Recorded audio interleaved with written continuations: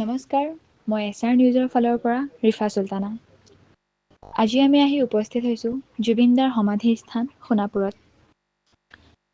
আপোনালোক সকলোৱে দেখিবলৈ পাইছে, ইয়াত জনসাধাৰণৰ ভিৰ। হাজাৰ হাজাৰ মানুহ আহিছে আৰু তেখেতক শ্ৰদ্ধা জনাইছে। এয়াই হৈছে তেখেতে দি থৈ যোৱা মৰম।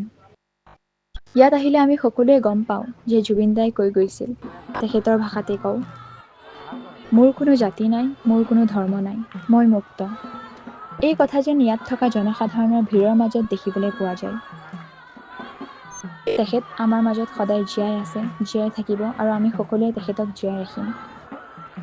তেওঁৰ গানৰ মাজেৰে আমি তেওঁক অনুভৱ কৰিব পাৰোঁ। জুবিনদা অবিহনে গোটেই অসমবাসী যেন আধৰুৱা। সেই 19 ছেপ্টেম্বৰৰ দিনটো গোটেই অসমবাসীৰ বাবে এটা পাহৰিব নোৱাৰা দিন। জুবিনদাই যিখন অসম বিচাৰিছিল, এই ঠাইখন যে তাৰে সাক্ষী হৈ ৰ'ব, আমি সকলোৱে গম পাইছোঁ। এই ঠাইখন কেৱল এখন সমাধিস্থান নহয়, এইখন এখন পবিত্ৰ তীৰ্থস্থান। মই সকলোকে অনুৰোধ কৰোঁ, সকলোৱে আহক, আহি জুবিনদাক এই ঠাইখনত শ্ৰদ্ধা জনাওক। তেখেত আমাৰ মাজত সদায় জীয়াই আছে, জীয়াই থাকিব। বৰ্তমান আপোনালোক সকলোৱে দেখিবলৈ পাইছে যে এই ঠাইডোখৰত কিমান যেন ভিৰ, কিমান যেন মানুহ আহিছে। বিভিন্ন ঠাইৰ পৰা বিভিন্ন মানুহ আহিছে তেখেতক শ্ৰদ্ধা জনাবলৈ। সকলো যেন এই ঠাইডোখৰত আহি কান্দোনত ভাঙি পৰিছে, মনৰ আৱেগ উপচি পৰিছে।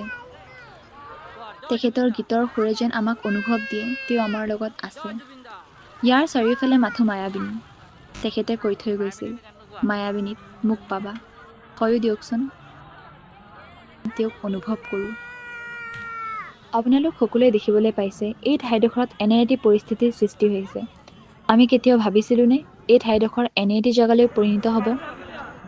এয়া কেৱল মৰম, যি মৰম জুবিনদাই সৌদ অসমবাসীক দি থৈ গৈছে। আজিৰ এই দৃশ্য, এই পৰিস্থিতি দেখি আমি সকলোৱে গম পালোঁ, এইখন এখন কেৱল সমাধিস্থান নহয়, এইখন যেন এটা পবিত্ৰ তীৰ্থস্থানলৈ পৰিণত হৈছে।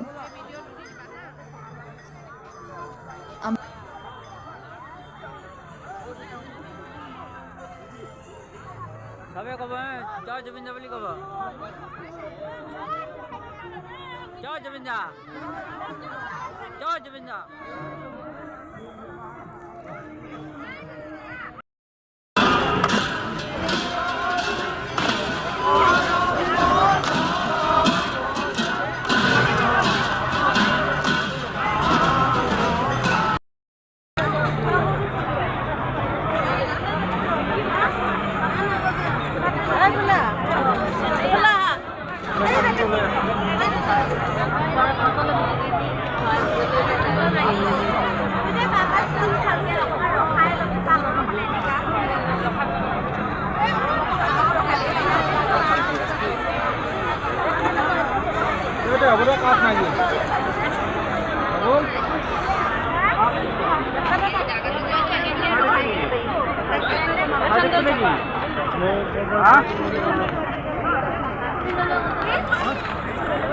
খাবি নাকি?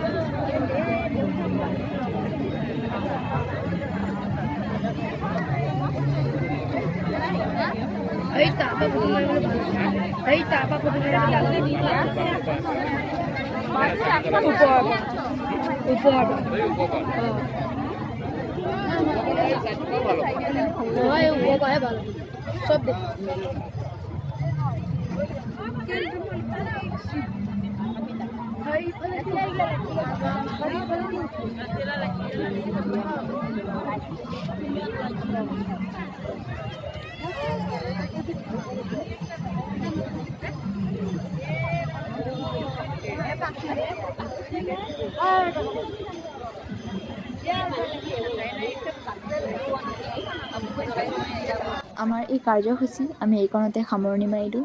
জয় আই অসম, জয় জুবিন দা, ধন্যবাদ।